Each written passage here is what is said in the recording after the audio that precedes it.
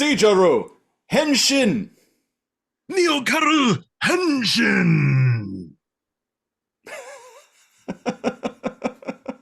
Or is something supposed to happen? I've never done this before.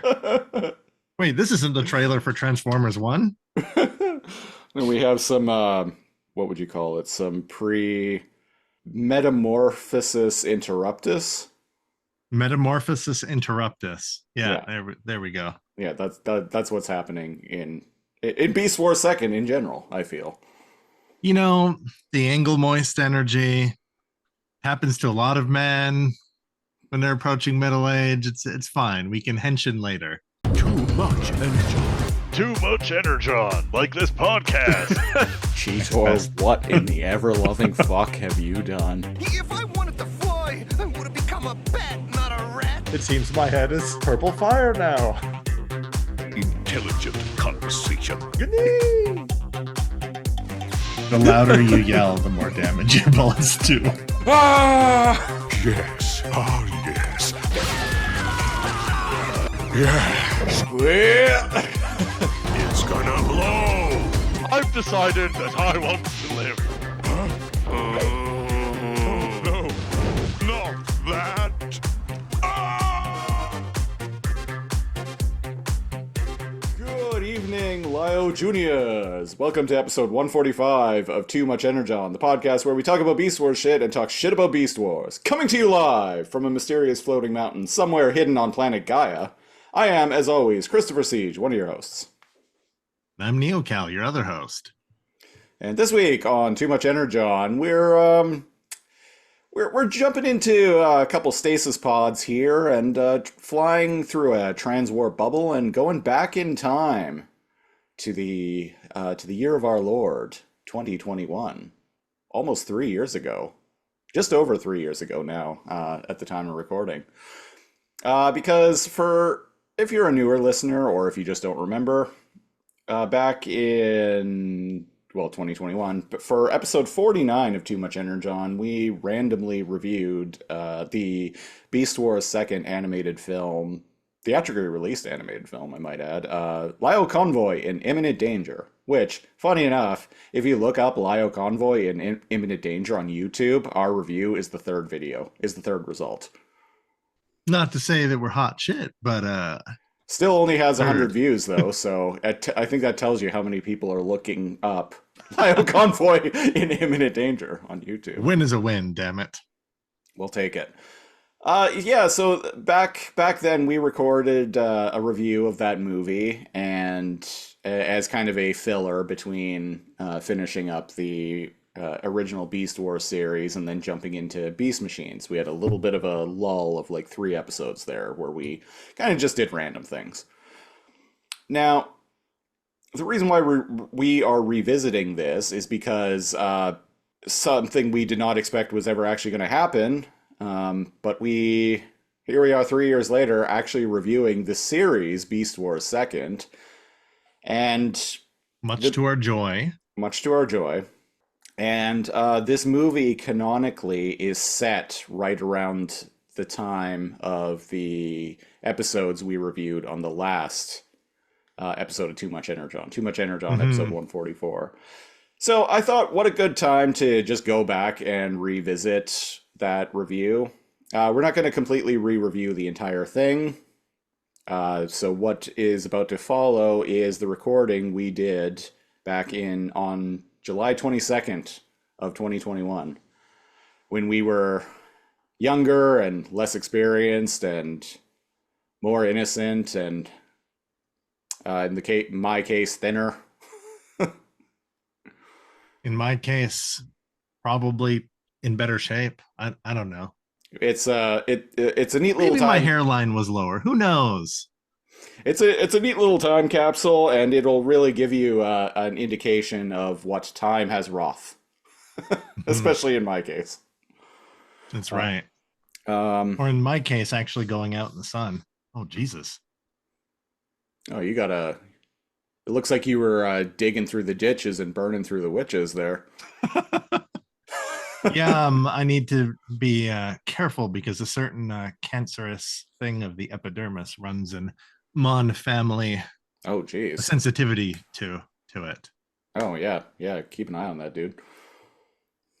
Gotta get out of the sun. I'm looking like a salmon. Very, very, very colorful. Maybe that's what my beast mode would be. I just become like a Chinook salmon in spawning mode, so I have like the fucking hook, like the teeth coming out. I feel like that's a very Canadian thing to say. So- Does so anybody you're have any idea what the fuck I'm talking about? So, your beast mode is just like a salmon, like flopping around in the river, like eye lasers shooting, like in various different Not directions. indiscriminately, just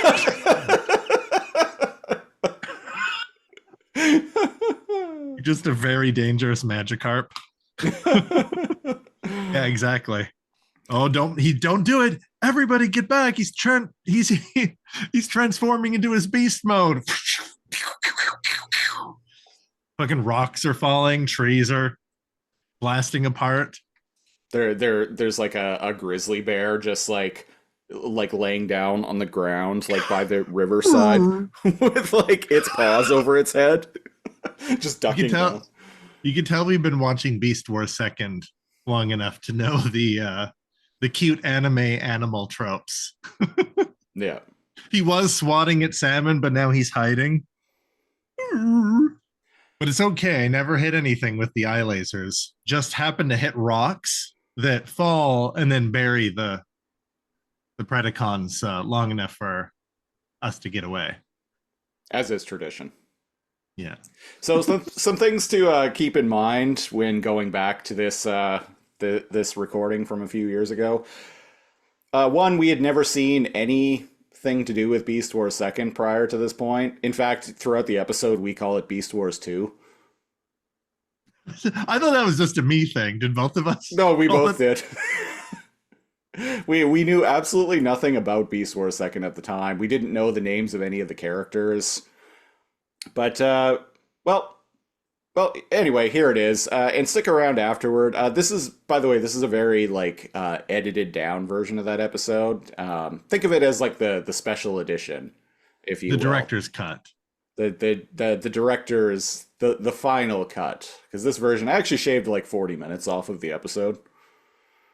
Probably for the best. For the best, yeah. This is a more, like, streamlined and truncated and, like, slickly edited version of that recording. And, well, stick around afterward because we're gonna we both decided to just go back and quickly revisit the movie recently, just to kind of, at least in my case anyway, I kind of wanted to have some follow-up thoughts now that I've seen a lot of Beast Wars Second and actually like know who the characters are and et cetera, et cetera. So stick around to the end of the podcast because we'll be back with that. Anyway, so here it is, the Too Much Energon review of Beast Wars Second, Lio Convoy in Imminent Danger.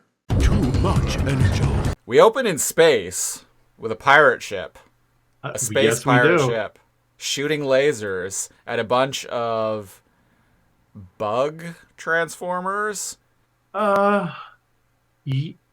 that what's... They look like, yeah. And one of them is like they're playing some like Matador sounding music or El Mariachi sounding music. And it's got like a reed in it, but it's like a brass instrument. Like it's a trumpet. Yeah. This is very like Mexican sounding music. Yeah, and I'm like... And one of them like even has maracas that he's shaking. One of them has maracas, and one of them is playing like a string guitar in space. In space. In space. And he's singing like Costa Rica. Yes, I shouldn't have said Mexican. I should have said Latin specifically. But yeah, one has like mariachis, and he's saying muchachos. And when he plays the maracas, he goes chick chicky boom, chick chicky boom. And indeed, some chick chicky boom happens. Yeah, so they're musically having a grand old time in space, and then they attack back at the pirate ship. The So and some other Transformers appear. These guys don't appear to be beast formers. They look like they turn into vehicles. Right? Am I? No. ye- yeah, I yeah. I don't fucking know. They're green. They they uh they they combine. They combine like Devastator and turn into Yep. God Neptune. Yes, they combine. So I should have known going into this, but it caught me by surprise that they combine. But Japanese loves combining robots. Oh yeah, and there are lots Like, of combiners in the Transformers world. and that's true. Like you said, you just mentioned one in Uh, canon, Devastator, yeah. Devastator. Yeah. So he should have saw it coming. And I like indeed, that he puts on a helmet after they merge. Like separately, he just has a helmet to put on. God Neptune. yeah. Uh, Later on, we're gonna see another combiner that I actually had the toy of when I was a kid. No shit. So I was like, so as soon as the characters come on screen, I'm like, oh hey, it's them. Yeah. So The space bugs also combine. yeah, and they Who turn are the in bad guys here? they turn into triple Dacus. Yes, and then they fight. I have no idea who the bad guys are. Maybe in Space War, everyone is the bad guy Why does because the we've got pirates, but are the pirates just attacking these poor people that are like playing like mariachi music in space? Well, regardless of who who's attacking who and why and who's good or bad, maybe nobody's good and nobody's bad. A ship comes out of nowhere, yeah huge, gigantic, and just hits them, just plows through them, and that's the last we see of them. yeah completely fucking ruins their day. I don't know how they could have missed this thing, but it yeah, it fucks their day up. We don't get to see the outcome of that battle. We They're not important to the story. And I would like to say it opens with the most exciting, perplexing, and when I say that, like in a good way this time, um, way. And I'm like, you know what? No, there's this like mariachi band, I like flamenco guitar player, and they're fighting space pirates, and they're combining. It's great. Yeah. And now the next 20 to 30 minutes are painful. Yeah. Yeah, don't get me wrong. Once things start happening at the end, it's great. But the summary is that a child is cause for the drama. The whole movie. The whole movie. Yeah. Lio Junior, who is Lio Convoy's son, I don't. correct? I'm not too clear Yeah. about that, but we'll get there eventually.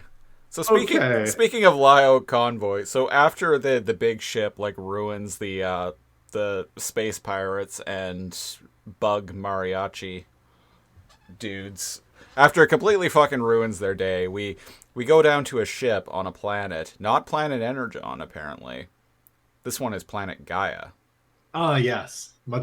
Very different. And we see some what appear to be Maximals on the bridge of this ship, and get our first glimpse of Lio Convoy, or as I will refer to him for the rest of this podcast, Optimus Lion. Optimus Lion. Optimus Lion, and he even there's even like a little like glimmer, like a little glimmer and shine on him Yeah. when we first see him, and He's then got we like a sweet lion head, shoulder pauldron on like one arm. yeah, Optimus Lion's a pretty badass looking character. I like his design. He's designed well. Yeah, and then we get a very painful opening credit sequence with a song that is apparently called Space Dreamer. And whoever fan subbed this actually went through the effort of subtitling the lyrics to the song too. Uh-huh. I I recommend actually watching and experiencing the lyrics for yourself. Let's go, Space Dreamer. Bring Let's it. go. Beast Never Wars. give up. Yeah, it's a thing. So after all of that ends, we're on this the bridge of that big ass ship that like ruined Space Pirates Day. And all the it's the Predacons. They're referred to as the Destrons, which in Japan, I guess, like the good guys are the Cybertrons and the bad guys are the Destrons. Yeah, so the destroyed Destrons. So the Destrons are the Predacons and the Cybertrons are the Maximals. Yeah. I'm just going to keep calling them the Maximals and Predacons. Yeah. And are they on the ship that landed, or were they already on the planet? They're on the ship that fucked up the space pirate ship. So that big ass ship that so they're warped on in. So that's where the Predacons are. Okay. And we well, I think you're wrong, because when they're on the bridge, the Predacons are saying that this spaceship will bring us Destrons good fortune, and they talk about beating the Maximals there. Oh, okay. Well, maybe I am wrong. I don't this movie's wacky, man. So what I thought is that the ship that landed on the planet was abandoned. Oh, no, yeah, okay, yeah. It was a couple... I've only watched it once. I had meant to actually rewatch it again today, but I just had to go grocery shopping and, you know... Yeah, life stuff, yeah. Life stuff. Me too. Yeah, you are correct, though. Okay. So the Predacons, the leader of this band of Predacons is Galvatron, who is I think he's a very ugly looking character. Personally, so the leader here is Galvatron. His color scheme is horrendous. The leader of the Predacons here is Galvatron. Yeah, that's what they call him. But it's not Galvatron. Well, I think much in the same way that in the real Beast Wars, Megatron is called Megatron, but he's not the same Megatron. He took his namesake for Destiny. So that's what's happening here. I assume so, yeah. It's not the same Galvatron, okay. It's just another Galvatron. It's not. So you don't like his very colorful colors? No. I do like his head design. And he has this always has this shit-eating grin with his teeth clenched together, and when he talks, he never opens his teeth. He just talks through his teeth like this. I didn't really notice that. Yeah. There's only one time he opens his mouth in the movie, and that's so he can lean back and laugh. Yeah, it cracked me up. I when I was watching it the other day, I took a picture of it and sent it to Cal because I was just like, wow. Yeah. And I was like, I know exactly what part of the movie that's from. It's when, well, we'll get there. Yeah, we'll get there. So that big ass ship crashes, and then back on the Maximals ship on. And it crashes in the Arctic biome. Yeah. Yeah, the taiga. The taiga biome. So the Maximals pick up on this, and some fucking kid shows up who's apparently named Lio Junior, and he's like, fucking. Okay, so when I watched this, I was not prepared for how many times I would hear the name Lio Junior in the span of 45 minutes. They say Lio Junior, like you just Lio Junior and Lio Convoy. you hear it a lot in this fucking movie. Like, Yeah. practically every line of dialogue. Like, if they're in the scene, just about every line of dialogue has Lio Convoy or Lio Junior in it. So One of the so basically, Lio Junior, I don't know. Is he Lio Convoy's son? I don't know. How does lineage even work amongst Cybertronians? I don't know. We've speculated never about will. that before, but so Lio Junior basically looks like a dollar store knockoff version of Lio Convoy. It reminds me of when you used to talk about like getting the dollar store versions of things, and you mentioned one of the dollar store like name brands. Yeah. And we went on this big spiel, just making up our own knockoff version. Right. This is definitely dollar store version Lio Convoy. Yeah. So basically, the gist in this scene is Lio Junior wants to go investigate this ship, and Optimus Lion is like, "No, you're just a kid," and he's like, "No, I'm And not." everyone else on the bridge agrees. He's like, "No, They're I'm like, not. "Lio I can do Junior, this." This kind of mission's too much. You're a child. You should be in bed. Right? That was such a fucking weird line. And then someone else agrees, and they're like, "Yes, a young boy of your age should be sleeping." And I'm like, "What?" And so that sets the tune for the entire goddamn movie. I kid you not. Is this whole movie revolves around the arc that Lio Junior Yeah. wants to prove to everybody that he's an adult, and everyone else does not treat him as an adult.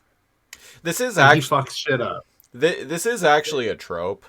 I know, and I hate it. And even the real Beast Wars cartoon, the episode Equal Measures with Cheetor and the Energon Relay, the teleporter episode.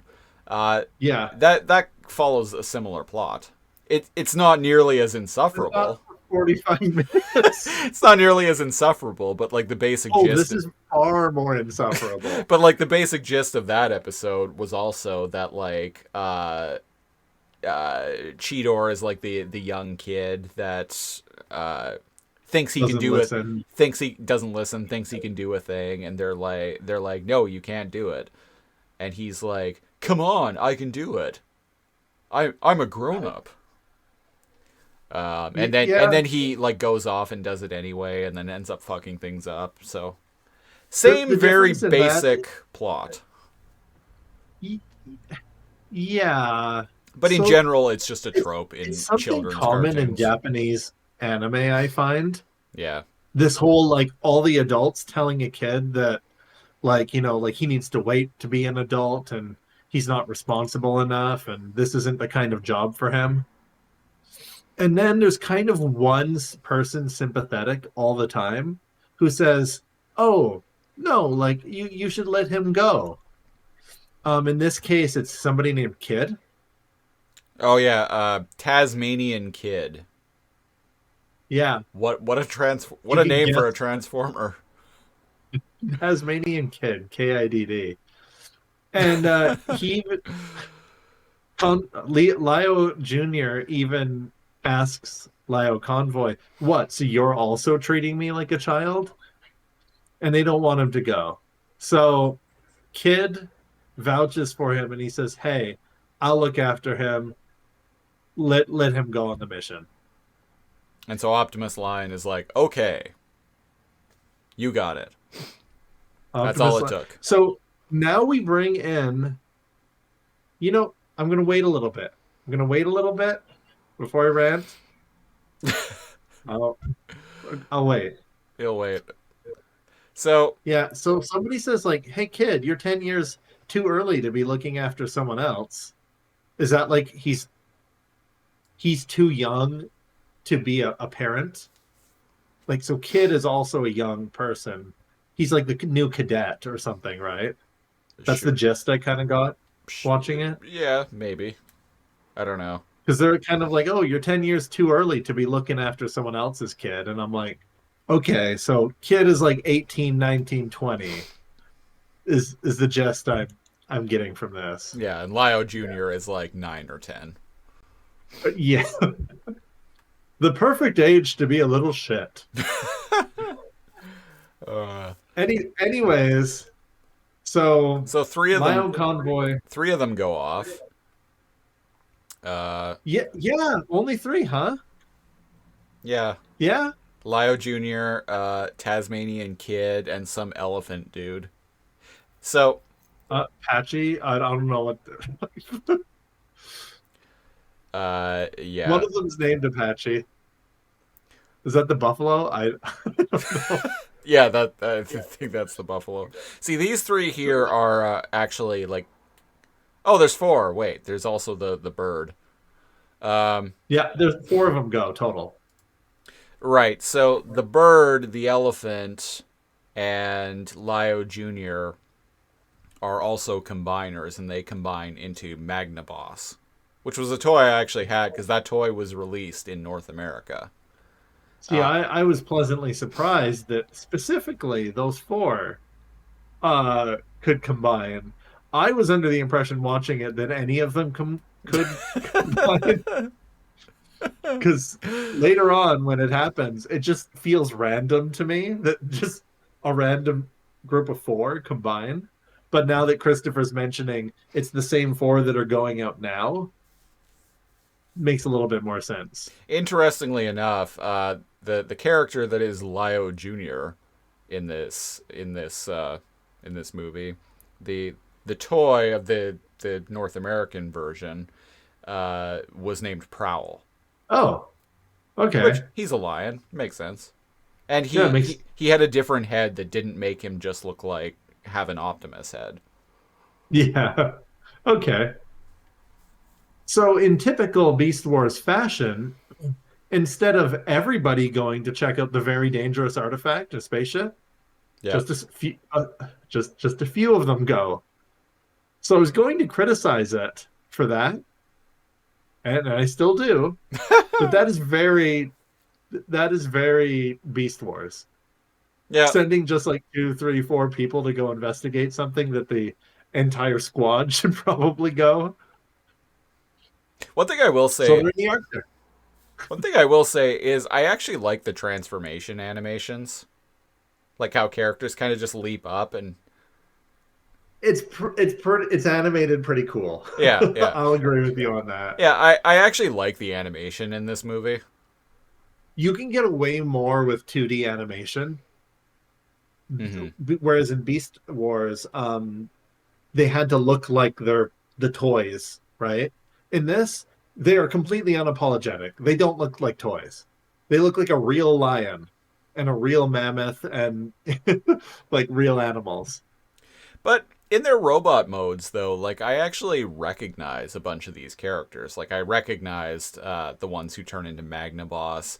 One of the Predacons is clearly like Cyber Shark, which I have a toy of. Yes. It's clearly Cyber Shark, but like with I think its name is Hellstorm or something, or Hellscream or something like that. Hellscream, yeah. Yeah. You scream, I scream, we all scream for Hellscream. So they find in this ship like some like kind of artifact that like I'm gonna blah blah this basically basically it's some bullshit that can summon any great transformer from any time and place in history, which is a weirdly specific thing to have just on this ship. Very oddly specific. And it's abandoned though. It's abandoned. There's no one on the ship. They can't get it to work because it's missing like the control unit, I think it's called. And then the Predacons show up. And a big battle goes down and the battle animations are dope for anyone like listening. Like it's if you're okay with dated dated animation. It's not like it's bad animation, right? But the plot revolving around Lio Junior being a little shit. Yeah. If you can stomach that, at least go check out some of this because they look cool. Yeah. They look cool. They transform cool. The battles are cool. And apart from the first few minutes, the last like chunk, the last like 10, 15 minutes, oh yes, it is. It is interesting. So Lio Junior gets impulsive and decides that he's gonna go like recover this control unit off by himself. Yeah. Predacons show up, big battle ensues. Optimus Lion shows up to save the day, and when he transforms, he actually gets a like Dragon Ball Z style like power up like transformation Yeah. sequence. It's pretty fucking rad. No, yeah, it's cool. So him and like the veterans show up. It's like him and a baboon and a bison, and they all look pissed, and they're all big and lumbery, and they come in to save the day, right?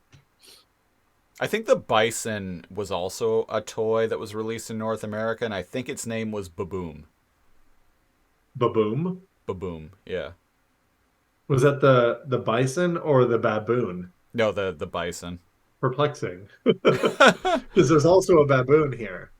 I'm gonna look it up. Yeah, that's a good memory. I had a lot of Beast Wars toys when I was a kid. All the Cybertrons, all the what are the good guys called? Maximals. The Maximals show up, and so it brings me to that age-old Beast Wars complaint. Why didn't they all just go in the first place? Oh no, you were right. The baboon is Baboom. It only makes sense, right? Yeah, yeah. Apache. Apache's the bison, right? Yeah. Yeah. Was he a toy in North America? There's a frog who's a Predacon. Oh no, wait, no. Apache is Baboom. Apache is the baboon. So who the fuck is the other guy then? So anyways, I don't bison know. guy and baboon guy show up with Optimus Lion. Yeah, and And there's like a painful sequence with Lion Dad talking to Lion Kid, and he's like lecturing him about responsibility and stuff. Yeah. But Lio Junior saying, using this, we can release the teleport gate. And then we can defeat the Destrons easily, right? Yeah. You know that, Lio, don't you? And it's like very Japanese anime dialogue. Yeah, I So found for anyone this not part used to- insufferable. And it's long, isn't it? It's very long. It's a scene that is way longer than it needs to be. So listeners, or if you're watching us on YouTube, I do watch anime. I am a fan of some pretty bad anime. I do not watch anime, listeners, save for This a couple of movies that I like. this is worse than anything I've ever seen.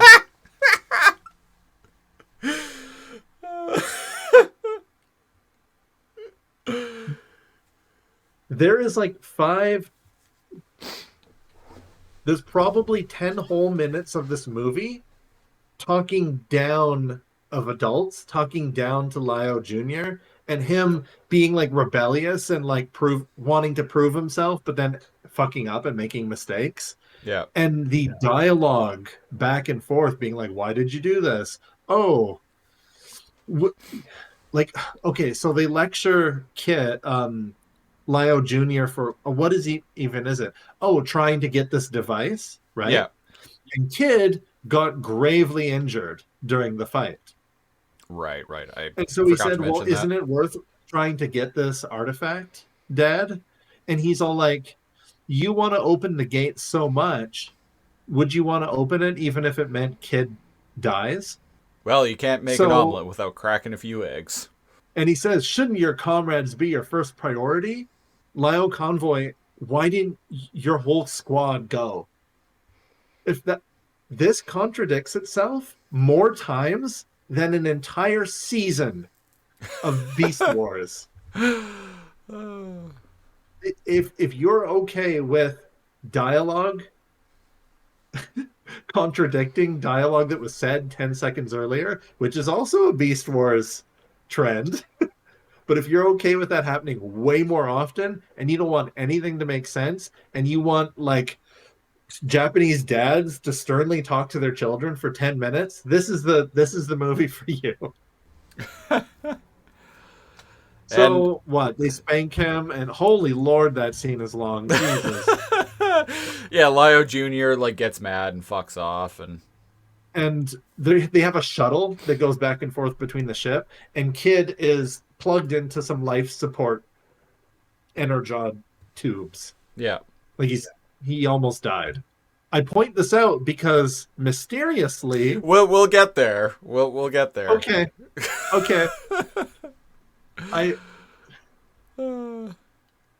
They So sorry, Predacon base. Predacon base, and the Predacons know that Lio Junior has this this control device, and Because Galvatron has his own crystal ball that shows him on the monitor what certain Maximals are running off doing on their own. So kudos for giving Galvatron a magic crystal ball as well. yeah, so Galvatron basically is like, ho ho, I can manipulate this kid. So they lectured Lio Jr., but then they didn't take the control unit from him. He Yeah. just ran off. He just ran off. And nobody followed him. I can't, man. Nobody followed him. So They just let him. Indeed, Lio Convoy says, no, let him go. What? So he's a kid, and he can't be left alone when there's a mission. But when the enemies know that he has an ancient alien artifact, he can be left alone? I can't, man. yeah, when Sorry, go on. when the enemy can just, you know, attack at random at any time. They could be lurking anywhere. And indeed, they come Almost up from like the fucking. you were just fighting them 5 minutes ago. And indeed, they come up from the fucking ground. Apparently, Galvatron turns into a drill. 'Cause he drills does he? up. He drills up through the ground. He drills up through the ground, like right in front of Lio Jr., and then transforms to robot form. So apparently, Galvatron in this show is just a fucking drill. Well, on the show, he's a tank, but his attachment on the front can change. So he's. Sometimes So it's he a does- gun, sometimes it's a drill. So he doesn't turn into a beast then. That is weird. Maybe there's some Never kind even of. noticed the first time we watched it, folks.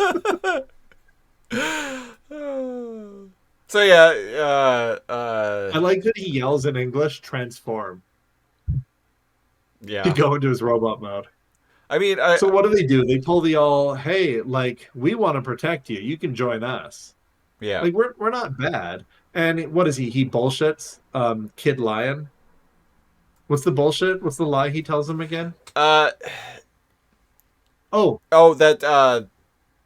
that they the artifact. the artifact Go ahead. the ship, like the artifact is actually a weapon, and they didn't know that it was a weapon or something, and then they accidentally set it off, so they need the control unit because they want to save Planet Gaia, so they need the control unit to deactivate it.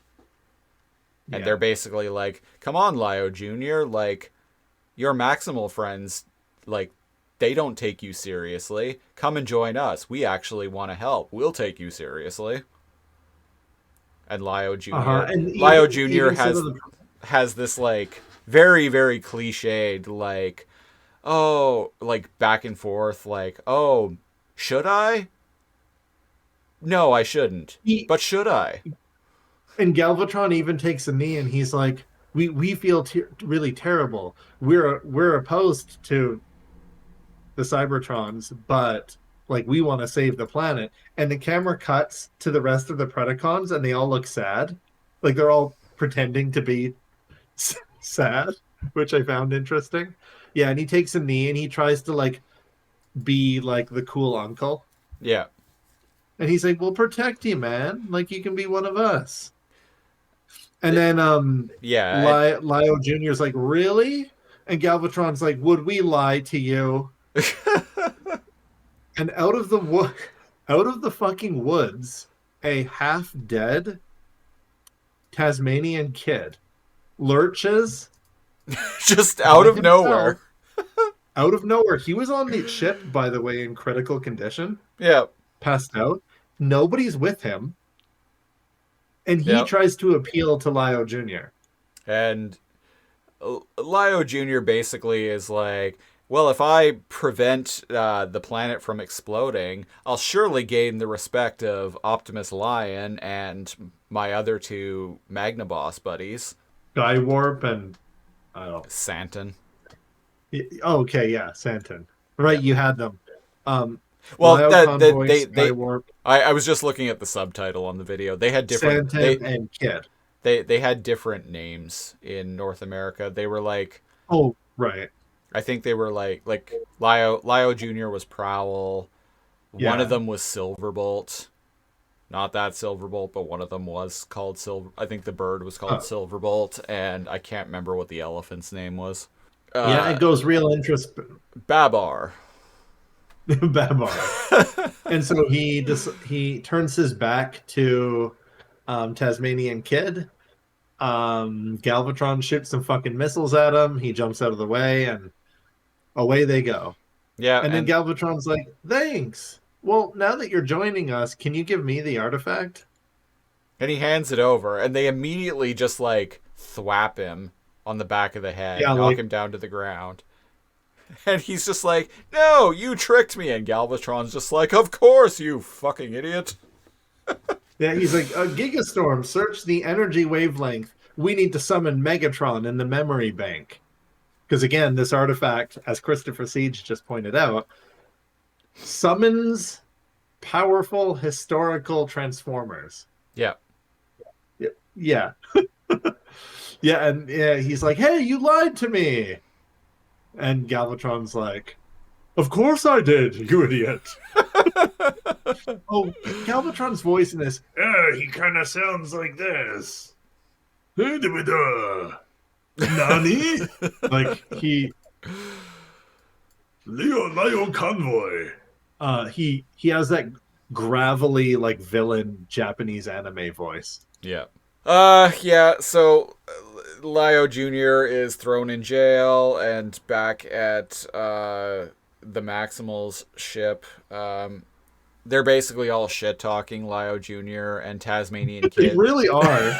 Tasmanian Like, Kid. for 5 minutes, they are shit-talking this kid. And Tasmanian Kid's like trying to stick up for him, and they're like, "Hey, you don't have to do that, man. None of us like him anyway." That's what's happening here. That's literally what's When going he on gets in this back, he'll scene. have to face punishment, just like any of us would, for being a traitor. The dialogue in this. And again, the whole time, Kid is like, "Hey, don't blame him too much. Hey, he's like, you know, like he's good natured. Like, you give him a chance. Yeah.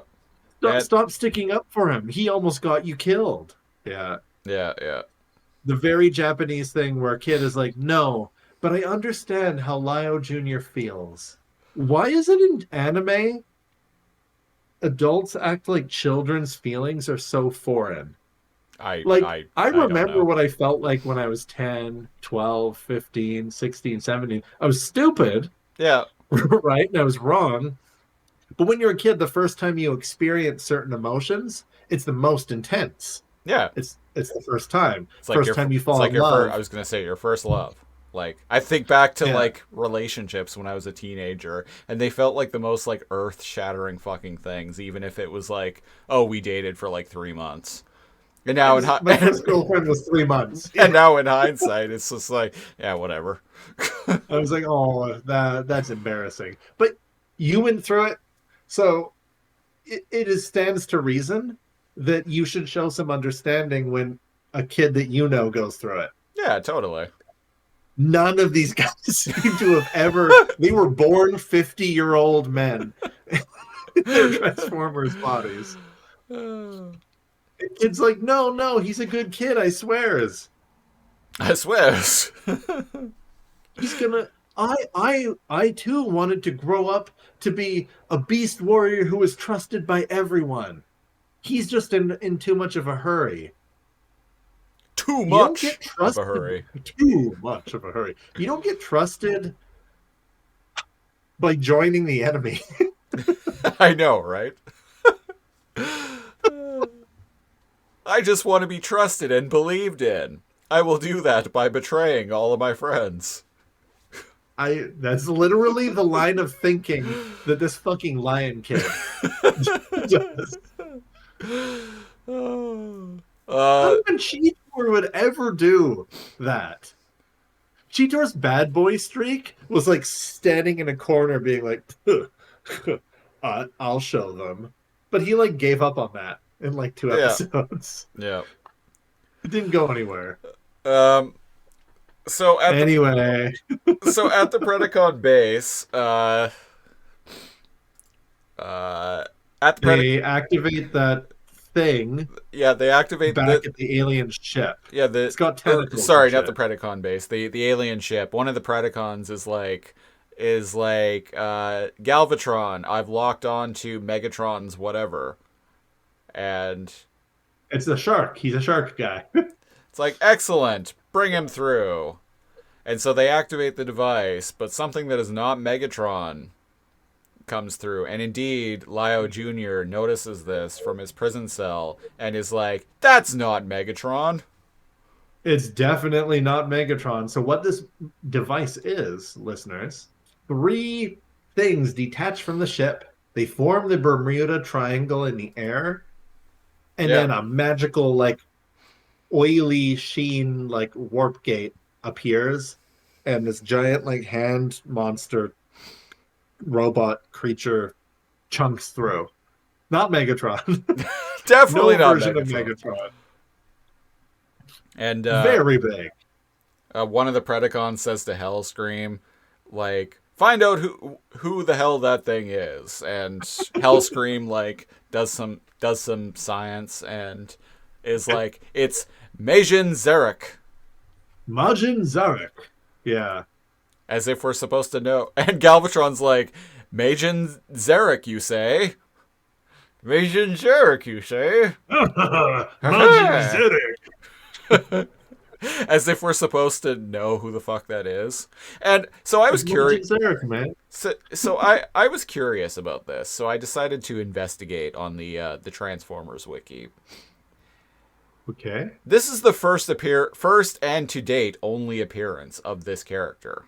But in this movie, they're acting like this is this like legendary like figure to be feared.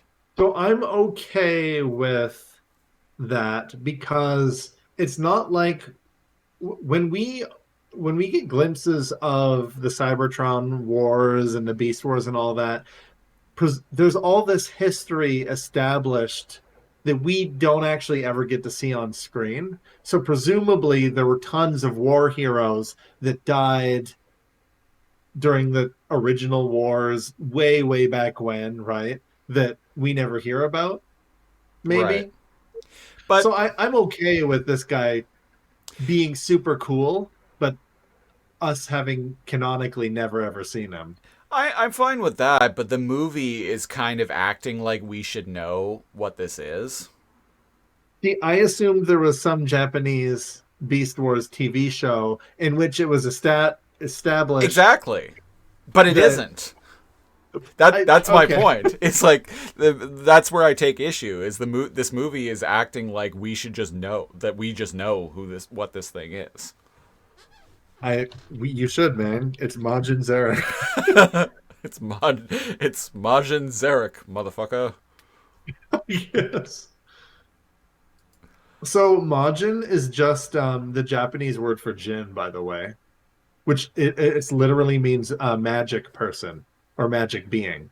And the reason I know this is because I'm watching Dragon Ball Z.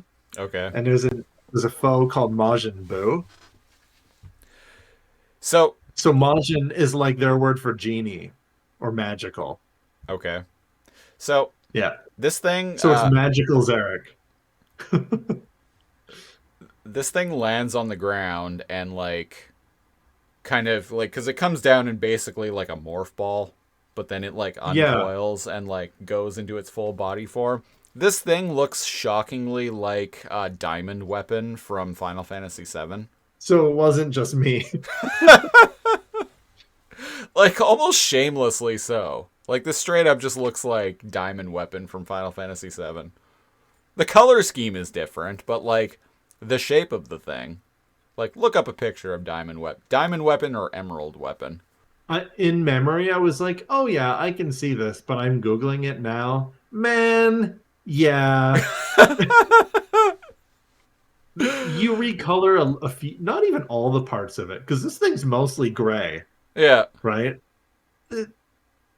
Yeah. Yeah. Yeah, man. Yeah.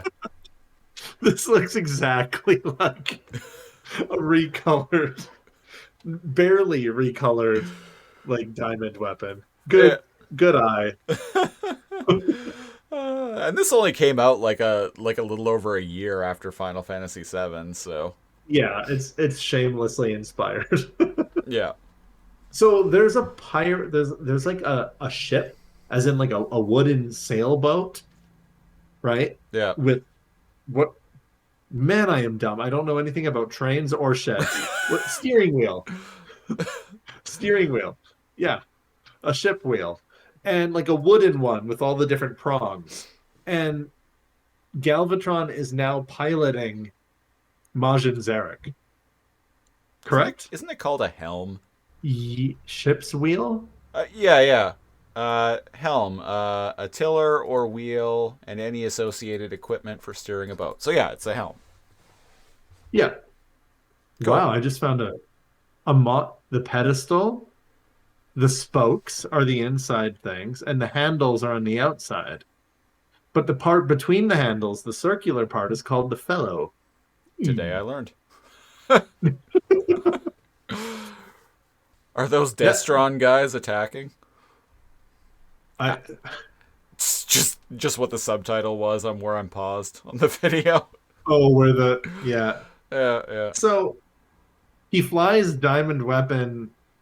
It's needlessly complex. It has a very complex form, everyone. Apparently it can transform into an aircraft carrier. So he's in the Arctic, right? And Yeah. he flies off.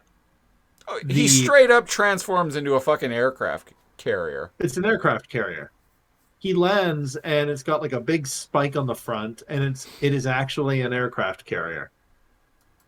Yep. Okay.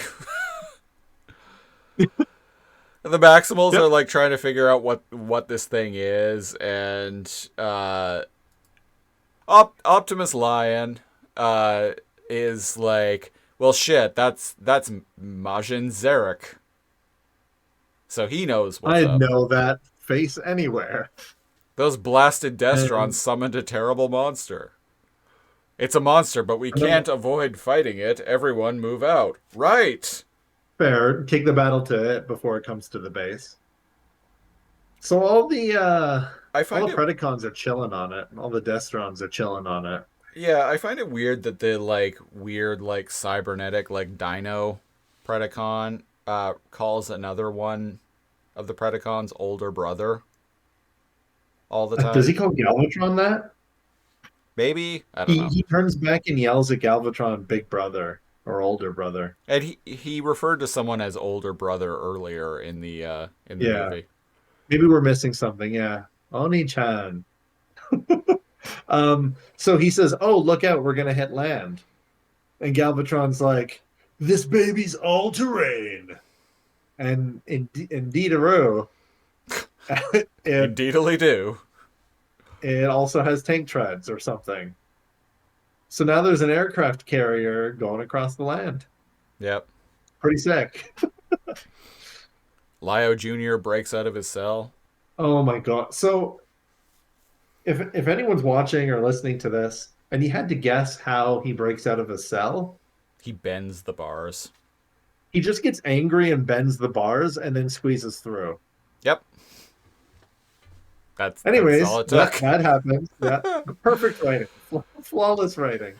Perfect the, prison. the Predacons pick up on this immediately, so a like cyber raptor looking guy who is a I've seen this figure before. It was a retool of the original Beast Wars Dinobot. It's actually really badass looking. I've seen the figure before. It's actually really badass looking. He instead of a whirly thing that he just holds, it's his arm. Yeah. It's the whirly copter, Yeah. right? Like a Mega Man arm, and it shoots missiles. He is kind of like a different but also badass Dinobot. Yeah. And he shoots missiles at Kid Lion. Yeah, and there's also like a wasp dude. Looks Grasshopper? like maybe. Or I no, the Grasshopper's a good guy, or is that a bad? The bad guy's the.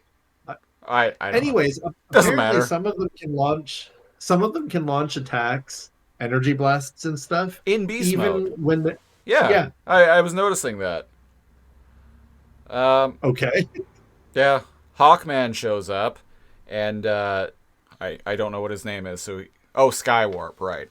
So There we go. Hawkman shows up, and saves Lio Junior from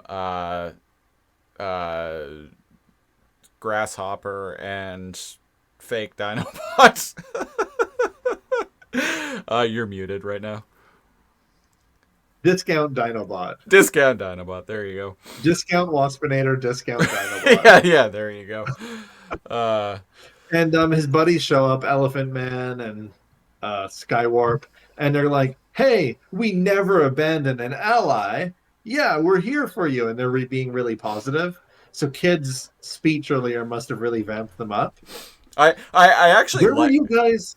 I actually find this bit kind of funny because Lio Junior says to Hawkman, he's like, "Oh, you came," and Hawkman's like, "We'll never abandon you, Lio Junior, right?" And Elephant Man is like down like on the cliff below and transforms and like raises a thumb and is like, "Right." Yeah, I like that. I like the corny parts. And he's like, "Hey, you guys have to trust me. There's a place we really need to go." And the others are like, well, I don't know, man. And he's all like, "No, you have to trust me." In that amount of time, couldn't he just told them his plan? Yeah. But instead, they go, "Okay, we blindly trust you." And they follow him away from the battle back towards the alien ship. And so Or they agree to it. Yeah. Yeah, and so Lio Junior is like, "Okay, let's combine," which I forgot to mention earlier. That was a thing. He was like, "I really want to combine with you guys," and they're like, "No, we don't trust you." That was literally the line when the Destrons attacked them at the alien ship, and it was just the four of them. Yeah. The line was something like, "I really want to combine with you guys," and they were like, "Oh, I don't think so, kid. We don't trust you." And so, and it's like, what? You guys you can only combine all four together. Wouldn't that be great timing? it's just the three of them. Oh, sorry, right, the three of them. Yeah. Yeah. Tasmanian Kid was just the fourth wheel. He's the backup. He's the support. Yeah. So they combine and become Magnaboss. And so what I find weird about this is it's like, okay, so we have this this team that can combine into this big, like, powerful robot. Right. Why the fuck is the dipshit 10-year-old the one in charge when they... Because as Magnaboss, yeah. When they combine, like, why is the dipshit 10-year-old the one running the show when they're Magnaboss in their combined form? It's not like they're all talking. It's him that's talking, right? Yeah. Because after he transforms and he says, "Wisdom, courage, and the love for our comrades, I am Magnaboss," or something. Yeah. The three of us is one. So does he identify as Magnaboss and it's all three of them as one being, and it just sounds like Lio Junior, or is it actually Lio Junior who's in charge? I get the impression it's Lio Junior that's in charge because, like, even the voice aside, like, he still kind of behaves like Lio Junior. Right. Yeah, I'm with you on that. Why would the dipshit 10-year-old be in charge of this this combination? Yeah. So something very funny, very, very funny happens. So Magnaboss, the mighty powerful Magnaboss. I think they even say in dialogue that, like, Magnaboss is, like, powerful and mighty. And immediately right after they combine, one of the Predacons fucking shoots Magnaboss in the chest, severely injuring Dinobot him. yells Dino Missile immediately after they transformed, and hits him right in the chest. Immediately. So, and he spends the rest of the movie, like, limping, like, with his hand over his chest. Clenching the wound. Clenching the wound. It's like, you're not that... I thought you were fucking mighty. The mighty Magnaboss. Like... And a normal dude, not even like a combo, like, yeah, fucking Destron, just shot a missile at you. But earlier, when they were chasing you as a lion, they shot at you with missiles like 8 times. Yeah. So is Magnaboss just... Magnaboss ain't shit. Magnaboss ain't shit. So... He's just a bigger target. Basically. So they limp over to the alien ship. Yeah, they limp over to the alien ship. They try to summon a legendary transformer of their own, and the ship's low on energy. Yeah, it doesn't have enough power, not enough energon. So Magnaboss decides to hook up some jumper cables to himself and give the ship some juice. Yeah. And it hurts him. Yep. Yeah, he gives the ship some of his own energon, folks. And he screams in pain at this selfless act. I might actually the face that he makes while that's going on, I might actually make that the art for this episode. Yeah, 29 like 45 or something. Yeah, about there. There we go. 29.50. He's like screaming. Yep. Now the thing is, this ship is gigantic, right? Like huge. Yeah. Too big. Too and you're much telling me ship. that Magnaboss can spare some of his juice to power up a space and time device? Yeah. Skeptical. So the Bermuda Triangle. Anyway, we are back on the aircraft carrier that is on land. Well, just before that, the Bermuda Triangle actually shoots down something, and we get to see the back of Garry Primal. We do. Just a brief glimpse. Yeah. Just enough to make us go, is it? Oh, who could that be? Could that be Garry Primal? Could it? The Chalk Man himself? The Chalk. And then we cut back to the aircraft carrier on land, and they just like there's like a pulley system on aircraft carriers where they don't actually accelerate of their own power. They're kind of like attached to this giant mechanism that goes underneath the runway that accelerates them so that they're fast enough they can take off from the ship. And they do that to the shark guy. And he takes off. This thing launches him. They acting like, it's all Hellscream. Yeah. Yeah. And he goes, and I'm off. And they launch him. And he kind of has this very happy anime face. And he laughs to himself. And he's like, hee, I always wanted to do that. And I'm like, oh, that's nice. Dare to dream, buddy. Dare to dream. Then we're greeted with a lion, a buffalo, and a frog charging the aircraft carrier. And Yeah. I'm like, what are you guys doing? What's your plan here, guys?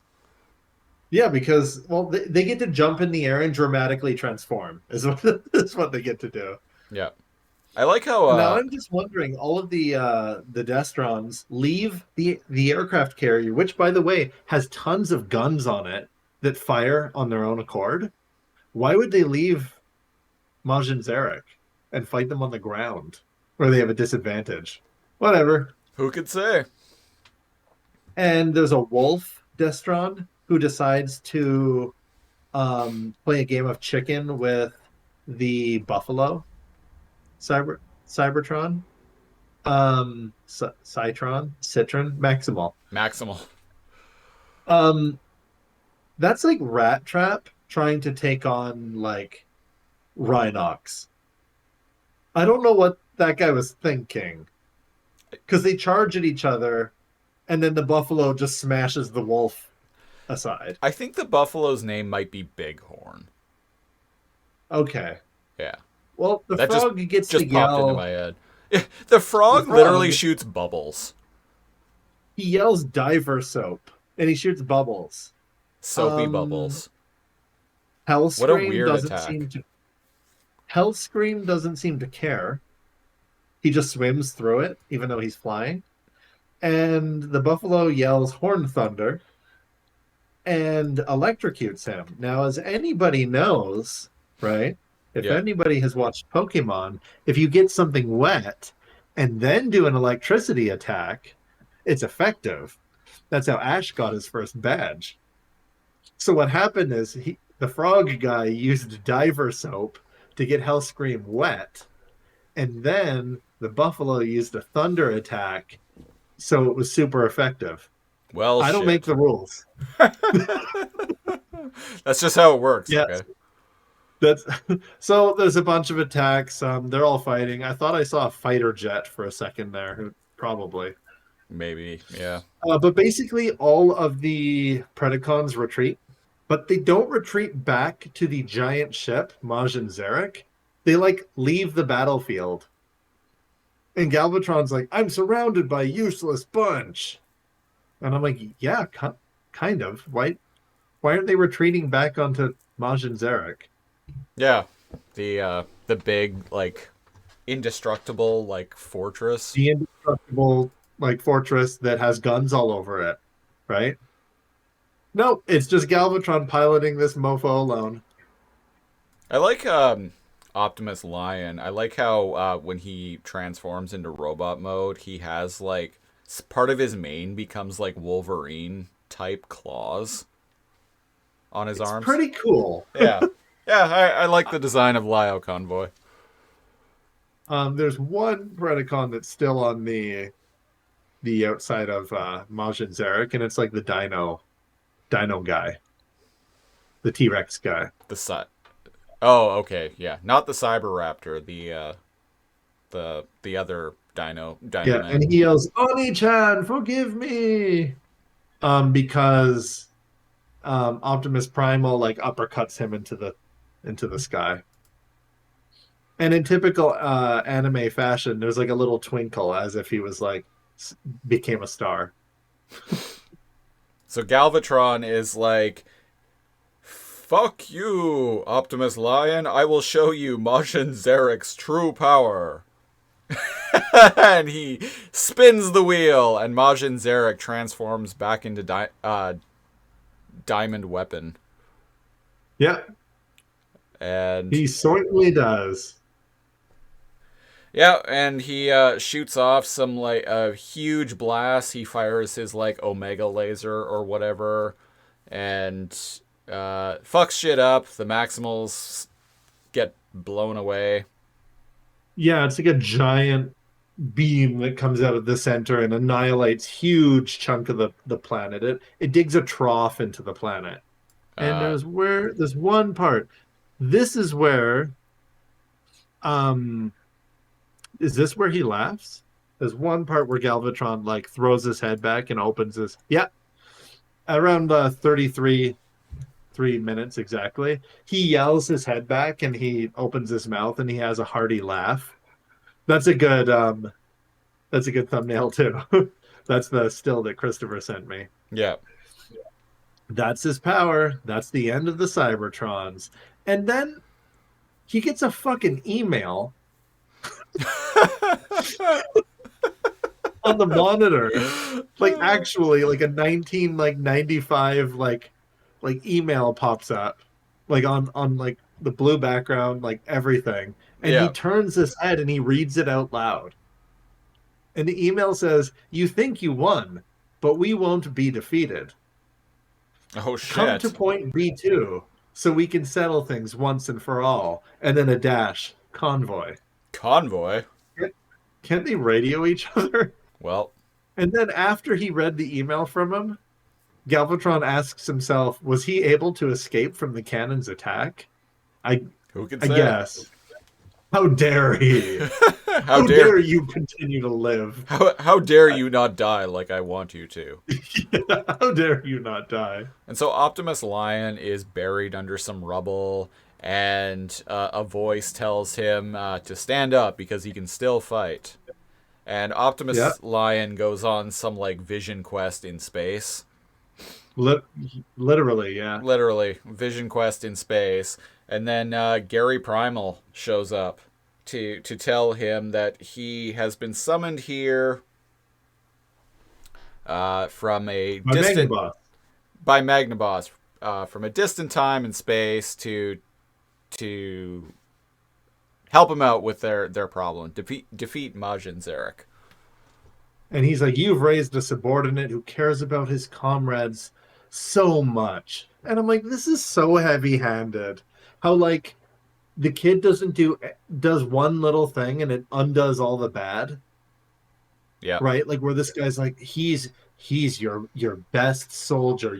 You should praise him so much and definitely treat him like an adult. And I'm like, this is so heavy-handed. Yeah, it's Trying to be Studio Ghibli, but bad. Because like Studio Ghibli is always about like adults who underestimate the power of children. yeah. That's the gist of this movie, except Studio Ghibli does it much better. I've actually only seen a handful of Studio Ghibli films. Controversial opinion, hot take. Not really a fan. Well, if you don't like family movies, I right, did like- enjoy My Neighbor Totoro more than I expected to. I will say. Oh, really? Yeah. I haven't seen it in like a decade, so Neither have I. rewatch it. I watched My ex-wife made Ponyo. me watch it. I watched Ponyo recently. Man, I as I've gotten older, I'm more and more okay with family movies. Like I could probably go back and watch like the Santa Claus. Oh, I watch that every Yeah. Christmas. I own it on Blu-ray. There you go, right? I've owned it and, for and years. enjoy that kind of show. Yeah. Yeah, it's like So it's one of a handful of movies that I make a point of watching every single Christmas. That and Christmas Vacation. I didn't know. Yeah. Yeah, so those have grown on me now. As I've gotten older, I'm okay with family stuff. So Studio Ghibli movies, I appreciate more as I get older. Oh, even if you're not a fan of family movies, Nausicaa and the Valley of the Wind, very good. I think it's different. It's good. I like it. So what's going on in this Vision Quest, Siege? Oh, well, yeah, sorry, I already said, Garry Primal is just like, I was summoned here by Magnaboss to help you. Let's he poured fight his together. own energy. He sacrificed part of his energy to you. You should give him a medal. Yeah. He Let's fight together for to defend peace in the universe, and they shake hands. And like energy explodes from whatever. and then he wakens and he's in the real world again. Yeah, and his Maximals are like gathered around, and Tasmanian Kid is there, and they're like, "Kid, what are you doing here?" And Kid's like, "Well, I can't resist like joining a battle or whatever. I don't know, Whatever. He is What- injured. He's here now. whatever." And Garry Primal is here too, and they call him Convoy. So I'm Yeah, like, they call him Convoy. which was Convoy was the name of the original Optimus Prime in G1. So I'm like, in this universe, is our boy Garry Primal, is he supposed to be the Optimus Prime in Japanese Transformers fiction? Well, Optimus Primal is named after Optimus. Yeah. So, wait. Yeah, you're right. Because G1 Optimus Prime was Convoy. Yeah. But they just call him. Okay. But they just call this one Convoy. Do they acknowledge any G1 stuff in this Japanese Beast Wars? I have no earthly idea. So if they don't, then he would be OG Convoy. If this is in a standalone universe where they don't really acknowledge G1, Yeah. right? Yeah, okay. Yeah, Garry Primal himself is here. The name of the frog and squid transformers are Scuba and Diver. I appreciate it. Scuba and Diver. Not Scuba Diver, Scuba and Diver. I wonder Yep. if they're combiners too. Scuba must be the squid and Diver must be the frog. Yeah. Or vice versa. Because he is- Who knows? He used Diver soap, the frog. Oh, okay. Yeah, that makes sense. That's my logic. It's The good enough for me. reveal of the reveal of Garry Primal is pretty badass. He's like up on a like heroic like status. There's a sunset behind him and he's like posing Yeah. on this mountaintop and he does this flourish and like jumps off and does a flip and lands in front of everybody. That It's could great. also be good episode art. That's pretty dope. The silhouette of him with just like his arms crossed. Yeah. Convoy. Yeah, and he's like, hey, Majin Zarak is a bitch. He's formidable, but we can do it if we team up. We will lure him to section B2, where his numbers count for nothing. Basically, they're luring him to an area where there's lots of debris and rocky crags, and he won't be able to maneuver fine. Yep. Yeah, and what's his name? Magnaboss is like, I'll join the battle too, and they're like, no, you aren't at full power, you can't handle it, and we get this same bullshit again. Tasmanian kid is like, come on, Lio Convoy, let him help. And he's like, okay, but you two have to stick together. And it's like, did we need to revisit that again in this movie? It's like the fifth time. I guess it's bringing things full circle. So Magnaboss says, thank you, Insectrons. Yeah. What was that? It briefly shows the Insectrons scouting. Are they a neutral party? Like, what the fuck are the Insectrons? They're only on screen for 10 seconds, and then they never appear before or after that again.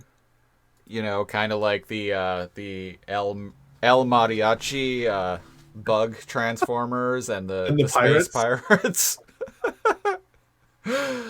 Had nothing at all to do with the plot of the rest of this movie. So yeah, Magnaboss is like radioing the Insectrons.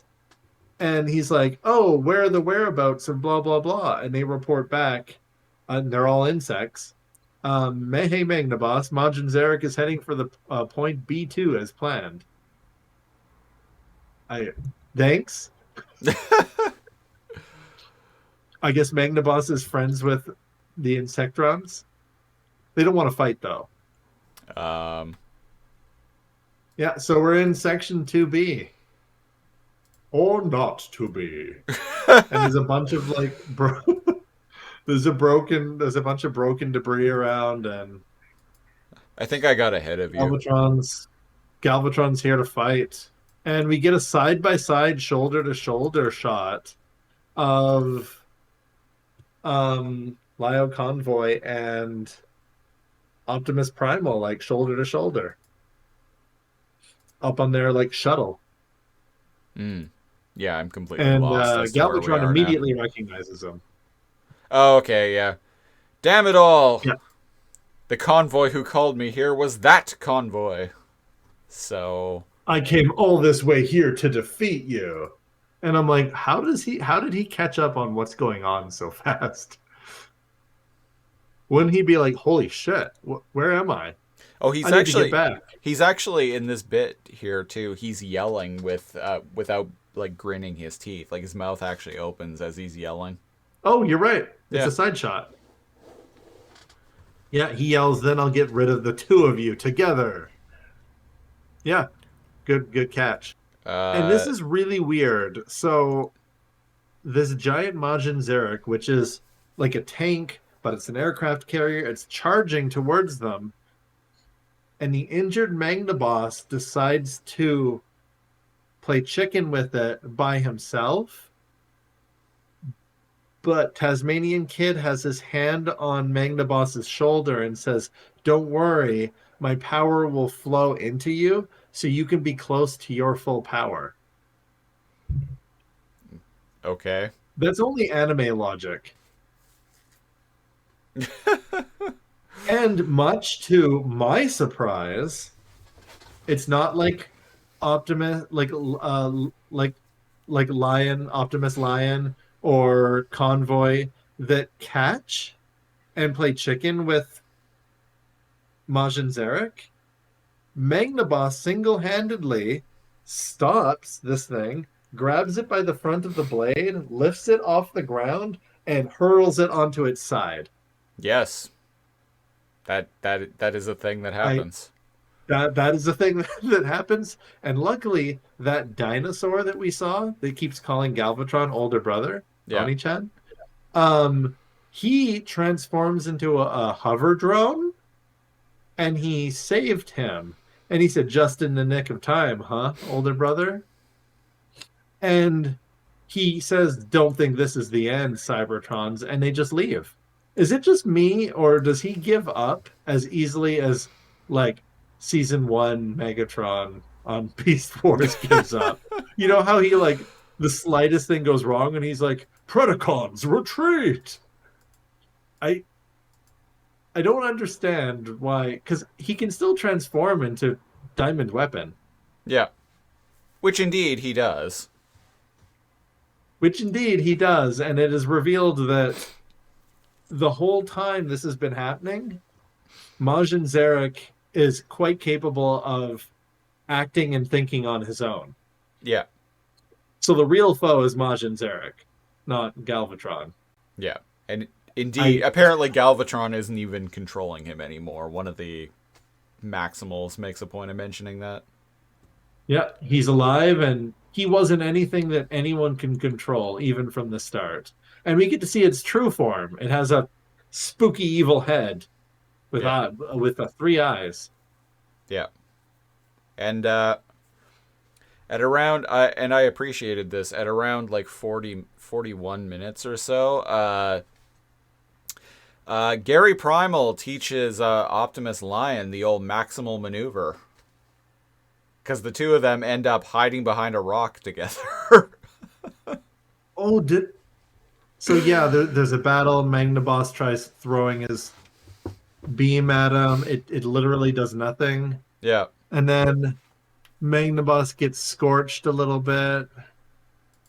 And then only now, everybody starts firing on Majin Zarak. And whereabouts is the maximal maneuver? Let me find it. Oh, he could summon lightning? So Majin Zarak is summoning lightning.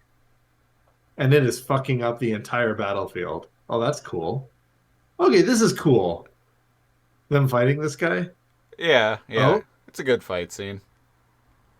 Okay, so they're not hiding behind a rock specifically, but they are hiding behind a wall, like a little like I say that one of the debris from the old ships that yeah. crashed here or something. I'm I think it counts as it the counts, maximal goddammit. maneuver. So yeah, Garry Primal is teaching the Cybertrons to what the maximal maneuver is. To Yeah, hide behind things. yeah, The more like rocks, the better. And indeed, later, it proves that that rocks are better because I'm pretty sure Majin Zarak has like X-ray vision yeah, or thermal vision, and he sees through the metal like debris that they're hiding behind. yeah. And Garry Primal and Optimus Lion are like, we need the power of friendship, and so they like grab each other Yeah, arm in arm and charge up. And it's pretty hype, actually. it is pretty hype, yeah. And so I kind of love this. Garry Primal becomes Burning Convoy, and Optimus Lion like starts glowing gold, and they go to beast mode, and in true Garry Primal fashion, he rides another creature while he's in beast mode. Yeah, so Flash, Lio Convoy, and Burning Convoy Yeah, is what they call themselves, and they're both glowing like Super Saiyan, like, and the gorilla is glowing red, and the lion's glowing yellow, and the gorilla is riding the lion, and they do a bunch of maneuvers, and they run up some debris to go fight him.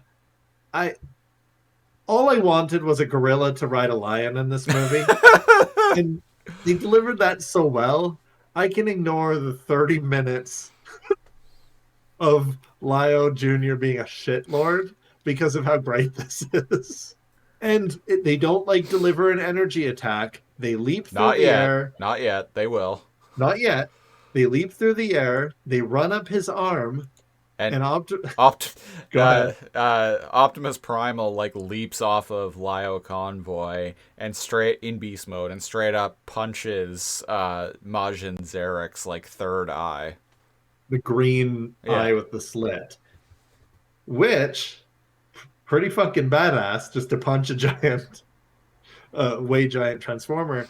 So the couple that were back at base, they sent a couple to go back at base to do more detailed scans to find the weakness of Majin Zarak. And it was attack its weak point for massive damage. Exactly. And it's the two aquatic ones. It's like Scuba and Diver.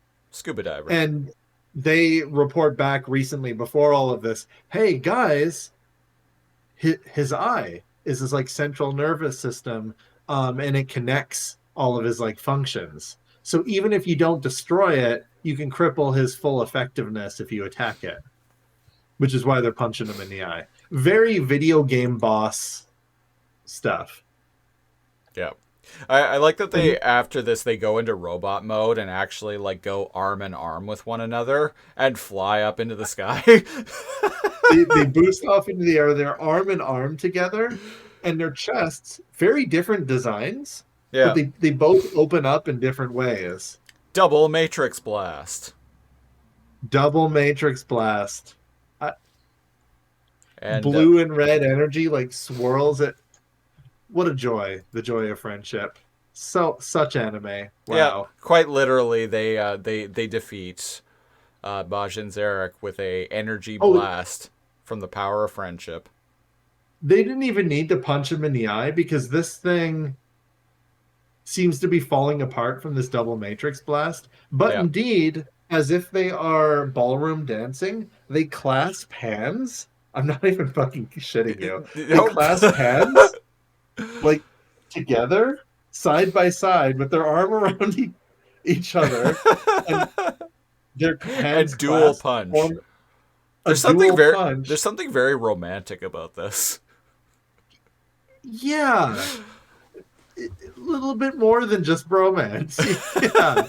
And they go double friendship punch, and they smash through his eye all the way through his head, blowing his head up. Yeah. And indeed all of him. It's like a nuke. He gone. He Yeah. dead. He did. DED. Dead. He did. And there's a badass like victory of them like standing together after that. So True romance. so anime. It is very. And yeah, Optimus Primal's like, I think my work here is done in the aftermath outside the alien ship. Yep. I love Lio Junior. He's like, don't go, stay with us forever. I like that Garry Primal is like, no, I have to return to Planet Energonia. And I'm like, Yeah. that practically canonizes Planet Energon in my mind. 'Cause, yeah, we've been saying that forever. Yeah. Confirmed, Planet Energon, Yeah. or Energonia, if you will. Yeah. Confirmed. You heard it here, folks. Earth is indeed Planet Energon. And indeed, he says, no, I have no place here, but you have the strongest thing out of all. And he leans down and he puts his hand on Lio Junior's chest, and he's like, right here. No, that's Wow. a trope I expected to happen. No. He says, Lio Junior, above everyone else, you know what's important the most. Really? So the kid who's just been fucking up everything up like left and Literally right. joined the enemy and fucked everything up. Yeah. But he knows best. At 43:10, if you pause it, there's a great shot of Optimus Primal smiling. Yeah, I saw it. Yeah. Yeah, and he says, hey, Lio Convoy, all you have to do is believe in your man. But he did believe in Lio Jr. multiple times, and it bit him in the ass. Yep. Whatever. It's believe in kids and they'll impress you or something. And there's actually a scene where Lio Convoy's like eye lens things are kind of glistening as if his eyes are watery Yeah. after Optimus Primal's speech. Good job, anime. I love it. Yes. It's at 43-ish 19. So Garry Primal's got to go back to Planet Energon, and apparently because of some like time displacement bullshit, like if they keep the gate open, that it's gonna create more problems. So they got to destroy it after he leaves. So he leaves. Some sort of universe-ending stuff, right? Like a time and space distortion. Yeah. So he leaves. They shoot it, destroy the gate. It's gone. The end. Over the credits of this movie, I find it kind of cute that like there are pictures of Transformers that are clearly drawn by little kids. Yeah, I like that. Yeah, that made me smile. Like that's I like that a lot. That's cute. All So of their drawings of the different Transformers. Yeah. yeah, including Garry Primal himself. Yeah, you're right. Oh, somebody did Inferno. Nice. That is a great Inferno. So that was special Lio super Convoy's life critical moment. Beast Wars special super lifeform Transformers Part 2 Lio Convoy in Imminent Danger. Here on Too Much Energon, we rate episodes of Beast Wars and, well, whatever we're talking about. On the Too Much Energon scale, it ranges from not enough Energon to a sufficient amount of Energon to too much Energon. It's basically bad, okay, good. Cal, what are you rating Lio Convoy in Imminent Danger?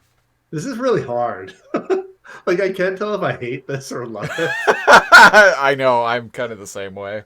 Because, like, the good parts are so good, but the bulk of the 30-minute chunk that makes up the middle of the movie is kind of unbearable. Well, and keep in mind that this is like 45-ish minutes or so. It feels like it was a 22-minute episode that was It did stretched not out. for me. No, what I'm saying is it I know feels what you mean. it feels like it should have been a 22-minute episode that was stretched out to 45 minutes. If you cut out all the bullshit, like parental nagging of Lio Junior and him being a little shit, Yeah.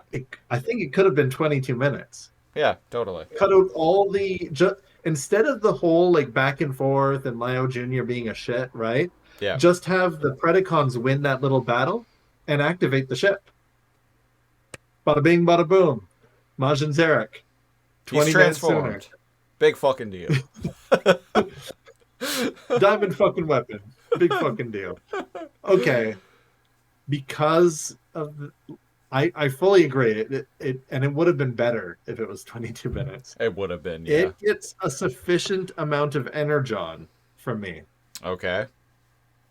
If it wasn't for the very bad trope and the entire plot revolving around this kid being a brat, Yeah.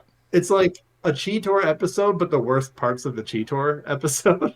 Right. Right. But the good parts are so good. The beginning, the first 5 minutes, the last like 10 minutes. So it combine those two, and it's a sufficient amount of energon for me. Unless you can convince me otherwise. This is hard. This is hard to rate, man. Much like you were saying, like, I don't know if I love this or if I hate it. When I watched it the first time, I was getting ready to slam this. I was like, I hate this, Christopher. I hate this. I actually... But then I watched the last 10 minutes, and I was like, or do I love it? I actually had a lot of fun watching this. I'm not going to lie. But that's the thing. It's fun. Like, there's so many parts of it that are just completely insufferable, but, like, I don't know. I had fun. I'm going to give it a low Too Much Energon. Just for that. It wins the Too Much Energon. It does. It just barely. Too much energon. And we're back in the year 2024. What I fully agree with whatever past me said about that, which probably was, if I recall, it was not as enthusiastic as you. Yes, you were definitely weren't as. If I recall correctly, I think you said something akin to, I can't tell if I love this or I hate it. That sounds like me. Well, and indeed, I definitely have more of an appreciation for the movie now that I've seen the majority of Beast Wars Second at this point. Yeah. One, it's worth noting that the animation budget is, holy shit, significantly higher on the movie than it is in the show. Movie budget, yeah, definitely. It's actually the movie. The animation quality in the movie is actually like pretty decent, like mid-tier, like anime of the time. Yeah.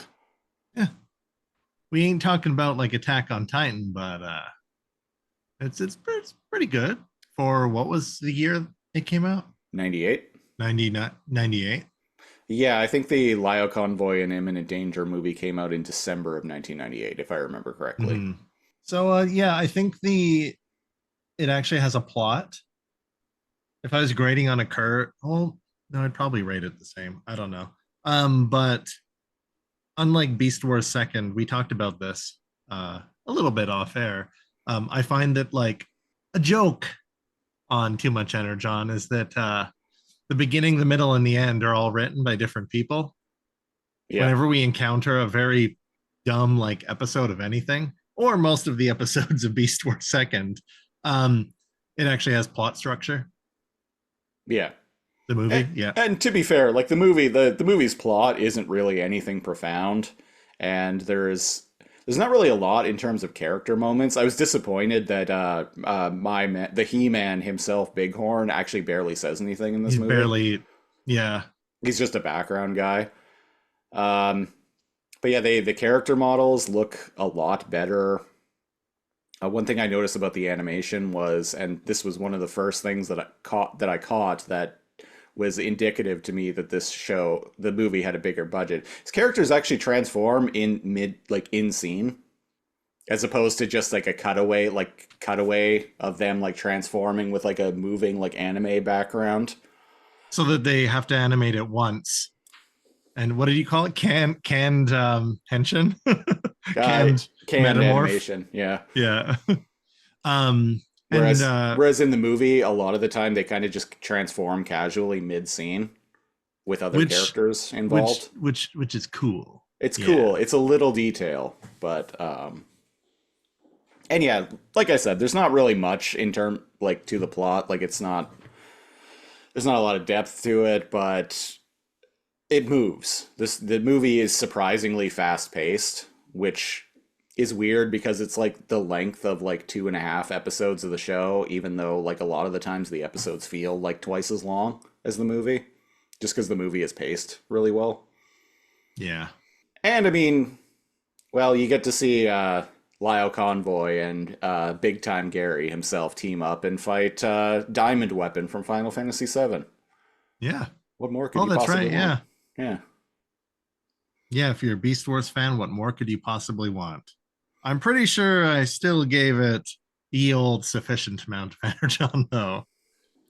I'm gonna give it a too much energon. Grading on a That's curve. what you gave it before, too. Yeah. Pretty sure I did. Yeah. I think I would, if I rewatched the whole thing. I didn't recently. Only like 10 minutes worth. But if I rewatched the whole thing, I'd probably be more inclined to grade it on a curve as well, because well, we've been watching Beast Wars Second for a while, and it's it wears on your bones. Whereas Like being out on a site job, like, you know, like a logger job or something like that, for like 2 weeks on, 2 weeks off, and you're just ready to go back to civilization. And indeed, we're actually like getting pretty close to being done with Beast Wars Second on the podcast, and well, thank Primus for that. I think we've only got like maybe like 4 more episodes left. 4 more episodes of the podcast. Oh, don't get me. Yeah, I almost got excited there. I was like, what? But surprisingly, they're getting better. They are, yeah. As the show goes on. Like they're, you know, like the taco tank has lent so much, like given so much to the show. It's like the gift that keeps giving. The takoyaki tanky. The takoyaki tanky, powered by soy sauce. Powered by Tamari. Oh, that makes much more sense. Powered by Tamari and green tea. Complimentary green tea. If your sushi place doesn't give you complimentary green tea, what are they doing? Yeah. Really? Fucking around is what they're doing. Well, that was episode 145 of Too Much Energon. If you want to support the show, go to patreon.com/lasercomb, LAZORCOMB, where starting at the $5 tier, you get a bonus weekly Patreon exclusive podcast, the Super Lasercomb Patreon Super Show. This week in particular, we got a little personal, talking about Yeah, we didn't talk about relationship any stuff. media or news. Just real talk. Real talk. And that's the kind of thing your $5 a month gets you on the Lasercomb Patreon. So if you want to get in on that, go to patreon.com/lasercomb. Join the Discord if you want to interact with us. Link in the description as always. And well, there it is. There it is. Yeah. See, also, like, we interact with the Discord. You could like ping me on like some other social media and I might not see for a week or a month. I'm barely even on social media anymore, so Truly the end days. truly. I'll have to delete my MySpace soon. We will be back in 2 weeks' time with episode 146 of Too Much Energon, where we're going to be talking about the next 4 episodes in line of Beast Wars 2nd, which I think is 34, 35, 36, and 37, if I recall correctly. And, well, keep an eye out for that. And until then, I have been Chris Siege, one of your hosts. And I'm Neil Cal, your other host. And until next time, Seijiru Henshin! Calamon, digitize. Calamari. Calamari, digitize. What are they saying? Like, what was that one? What are they saying, Digimon? Did they even What? say anything? Or I did have they no just... idea. I don't know either. I was a Pokemon person, not a Digimon person. Do they say something when they transform in Digimon? Digitize, yeah. Yeah, that's what they say. Bye-bye. Bye. 3, 2, 1. Ready? Get out!